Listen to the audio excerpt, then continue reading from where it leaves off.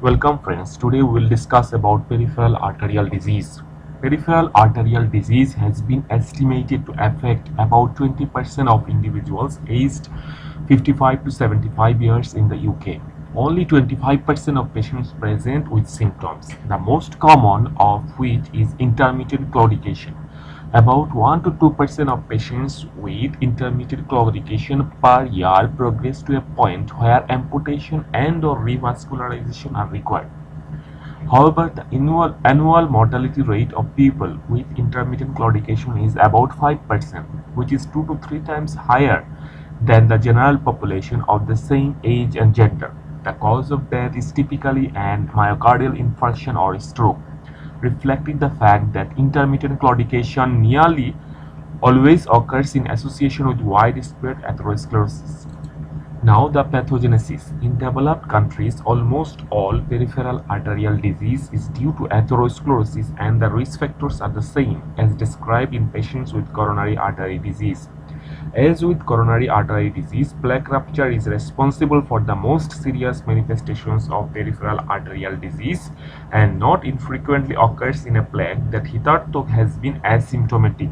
The clinical manifestations depend on the anatomical site, the presence or absence of a collateral supply, the speed of onset, and the mechanism of injury. Approximately 5 to 10% of patients with peripheral arterial disease have diabetes, but the proportion increases to 30 to 40% in those with severe limb ischemia.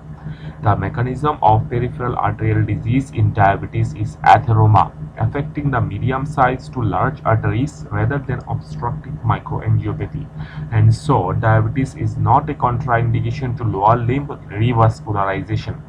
Nevertheless, diabetic patients with peripheral arterial disease pose a number of particular problems.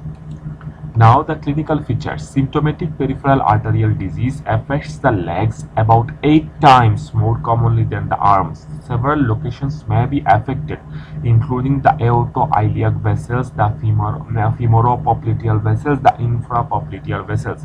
One or more of these segments may be affected in a variable and asymmetric manner. In the arm, the subclavian artery is the most common site of disease. Peripheral artery disease can present clinically in a variety of ways as detailed below. Intermittent claudication. This is the most common presentation of peripheral arterial disease affecting the lower limbs. It is characterized by ischemic pain affecting the muscles of the legs. The pain is usually felt in the calf because the disease most commonly affects the superficial femoral artery, but it may be felt in the thigh or buttock if the iliac arteries are involved. Typically, the pain comes on after walking, often once a specific distance has been covered, and rapidly subsides on resting. Resumption of walking leads to a return of the pain. Most patients describe a cyclical pattern of exacerbation and resolution due to the progression of disease and the subsequent development of collaterals. When peripheral arterial disease affects the upper limbs, arm claudication may occur, although this is uncommon.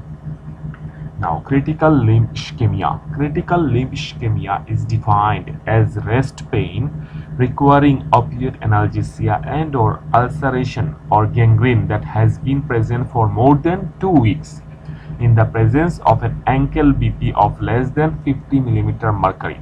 The typical progression of symptoms in critical limb ischemia is summarized in figure 16.71.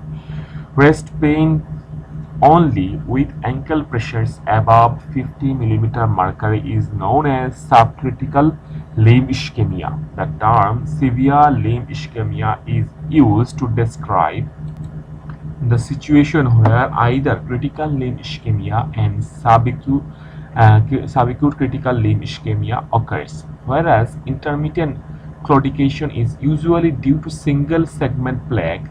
SLI is always due to multilevel disease. Many patients with SLI have Many patients with severe limb ischemia have not previously sought medical advice, principally because they have other comorbidities that prevents them from walking to a point where intermittent claudication develops.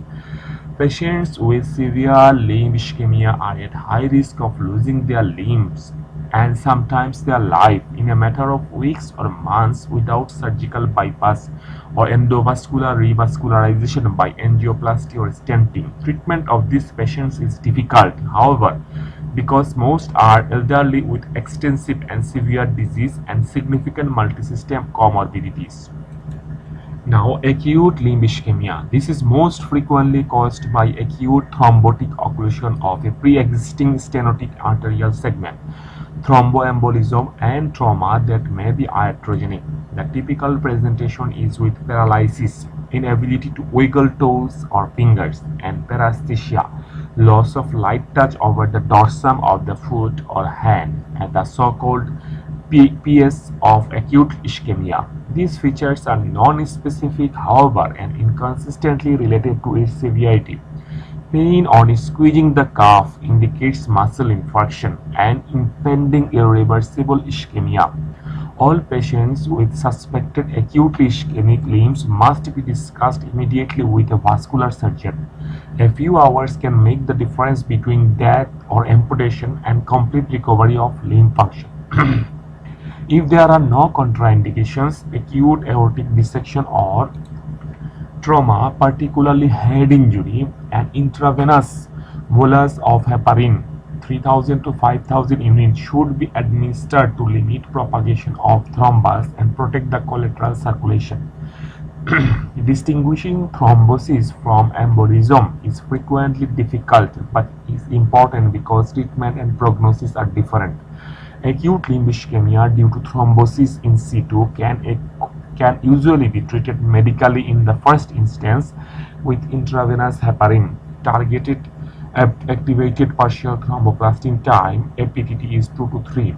Antiplatelet drugs, high-dose statins, intravenous fluids to avoid dehydration, correction of anemia, oxygen, and sometimes prostaglandins such as iloprost.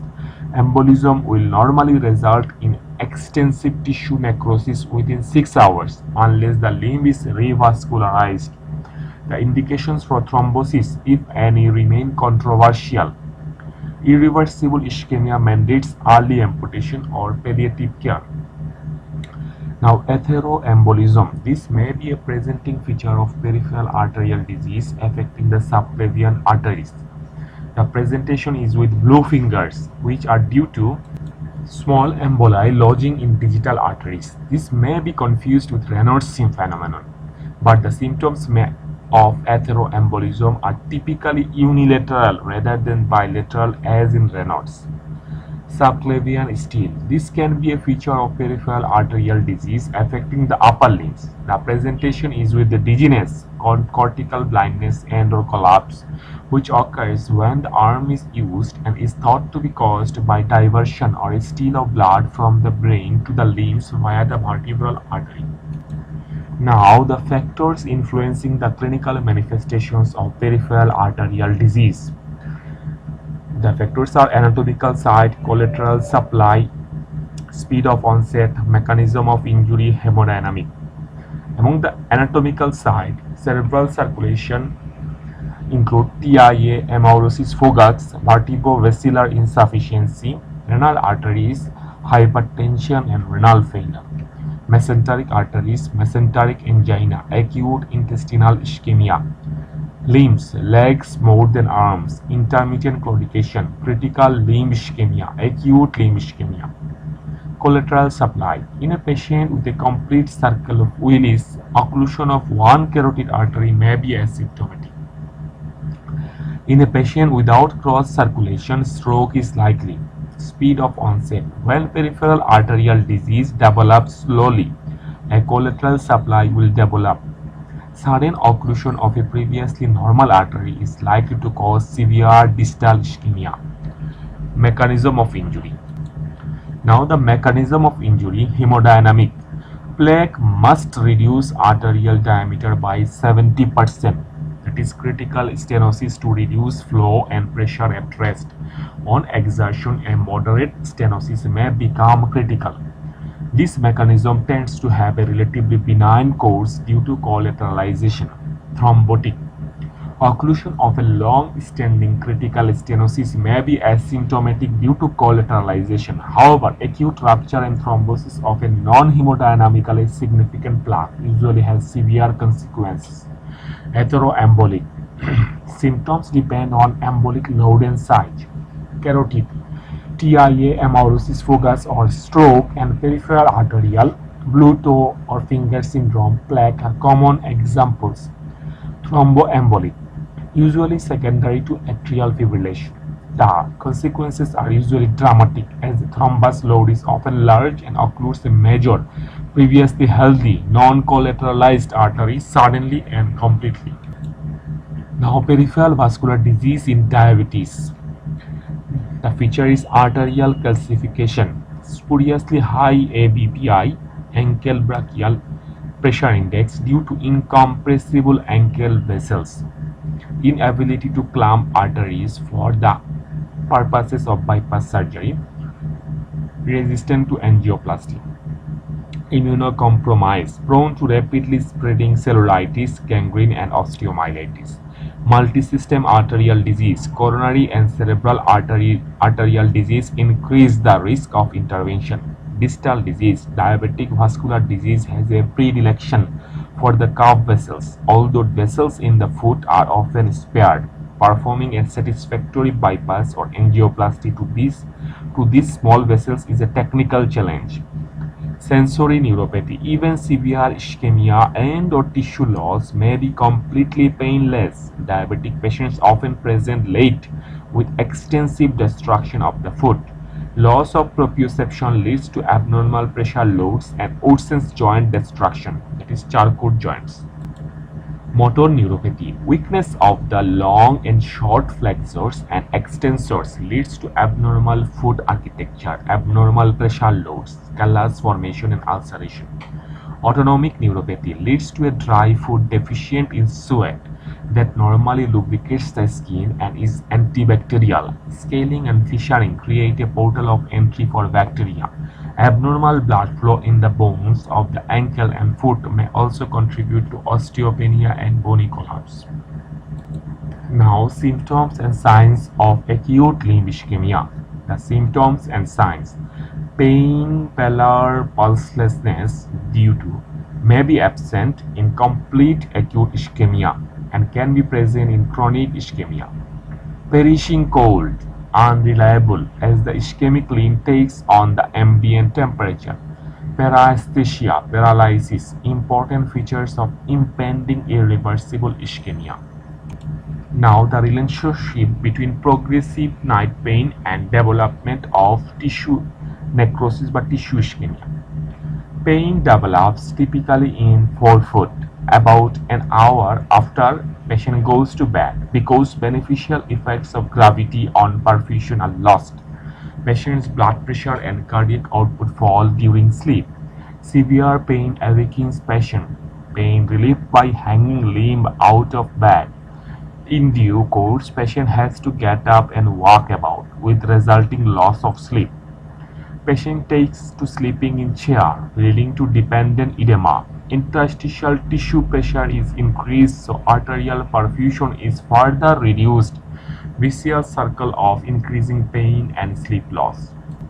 Then, trivial injury fails to heal, and entry of bacteria leads to infection and increase in metabolic demands of food, rapid development of ulcers and gangrene. Now, the distinguishing features of embolism and thrombosis in peripheral arteries. Severity: embolism is complete, no collaterals. Thrombosis, incomplete collaterals. Onset: seconds or minutes for embolism, hours or days for thrombosis. Limb involvement: leg is 3:1 for arm for embolism.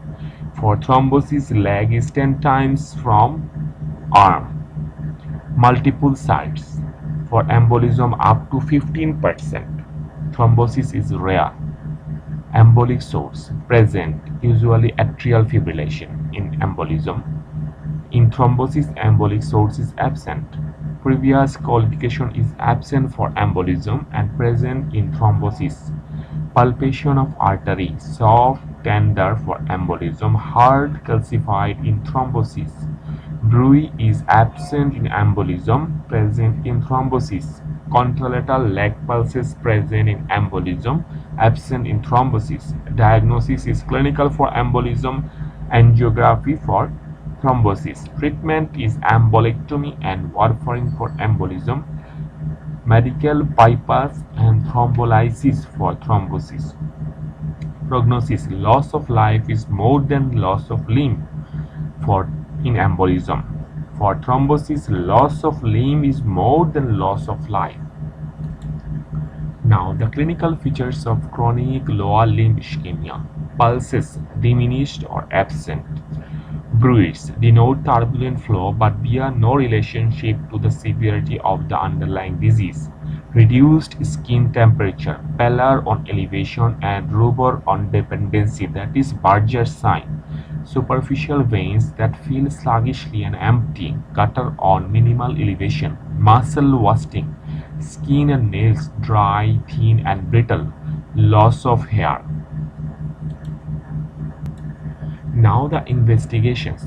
The presence and severity of ischemia can usually be determined by clinical examination and measurement of the ankle brachial pressure index, that is ABPI, which is the ratio between the highest systolic ankle and brachial blood pressures. In health, ABPI is over 1. In intermittent claudication, typically 0.5 to 0.9, and in critical limb ischemia, usually less than 0.5. Further investigation with duplex ultrasonography, MRI or CT with intravenous injection of contrast agents may be used to characterize the sites of involvement further.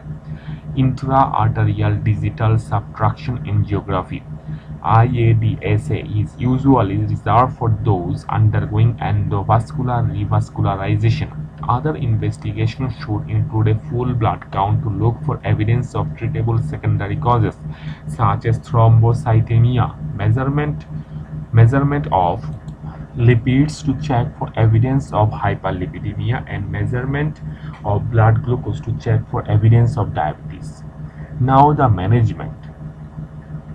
Key elements of medical management are summarized in box 16. This consists of smoking cessation if applicable, taking regular exercise, antiplatelet therapy with low-dose aspirin or clopidogrel, therapy with a statin, and treatment of coexisting disease such as diabetes, hypertension, or polycythemia. Recently, the antiplatelet drug Vorapexar, the name is Vorapexar, a selective antagonist of the protease activated receptor 1 (PAR1) that regulates platelet activation, has been licensed in combination with either aspirin or clopidogrel in patients with peripheral arterial disease. The peripheral vasodilator cilostazol has been shown to improve walking distance and should be considered in patients who do not respond adequately to best medical therapy. Intervention with angioplasty, stenting, and arterectomy or bypass is usually considered only after medical therapy has been given at least 6 months to effect symptomatic improvement, and then just in patients who are severely disabled or whose livelihood is threatened by their disability. Subclavian artery disease is usually treated by means of angioplasty and stenting, as carotid subclavian bypass surgery can be technically difficult. Now, the table showing medical therapy for peripheral arterial disease. It includes smoking cessation, regular exercise, 30 minutes of walking 3 times per week, antiplatelet agent aspirin 75 mg or clopidogrel 75 mg daily, reduction of cholesterol, statins, diet, weight loss. Diagnosis and treatment of diabetes mellitus. Diagnosis and treatment of associated conditions such as hypertension, anemia, heart failure. Now the Berger's disease. Berger's disease or thromboangiitis obliterans is an inflammatory disease of the arteries that is distinct from atherosclerosis and usually presents in young 20 to 30 years, male smokers. It is most common in those from the Mediterranean and North Africa. It characteristically affects distal arteries, giving rise to claudication in the feet or rest pain in the fingers or toes. Wrist and ankle pulses are absent, but brachial and popliteal pulses are present. It may also affect the veins, giving rise to superficial thrombophlebitis. Frequently remits if the patient stops smoking. Symptomatic therapy with vasodilators such as prostacyclin and calcium antagonists or sympathectomy may also be helpful. Major limb amputation is the most frequent outcome if patients continue to smoke. Now, Raynaud's syndrome. This common disorder affects 5 to 10% of young women aged 15 to 30 years in temperate climate. It does not progress to ulceration or infarction, and significant pain is unusual. The underlying cause is unclear, and no investigation is necessary. The patient should be reassured and advised to avoid exposure to cold.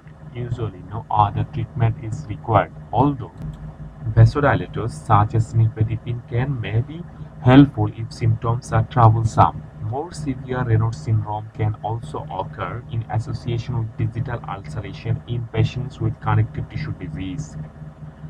Now, the table showing atherosclerotic vascular disease in old age. The prevalence is related almost exponentially to age in developed countries, although atherosclerosis is not considered part of the normal aging process. Statin therapy no role in the primary prevention of atherosclerotic disease in those over 75 years, but reduces cardiovascular events in those with established vascular disease, albeit with no reduction in overall mortality.